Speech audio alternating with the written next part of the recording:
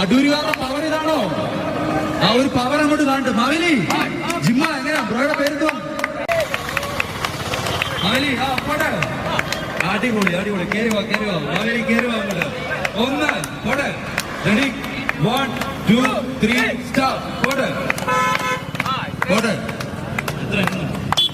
എത്ര 6 7 8 9 10 11 12 13 14 15 16 17 18 19 20 21 22 23 24 25 26 27 28 29 30 31 32 33 34 ജിമ്മൻ ജയിച്ചിരിക്കുന്നു.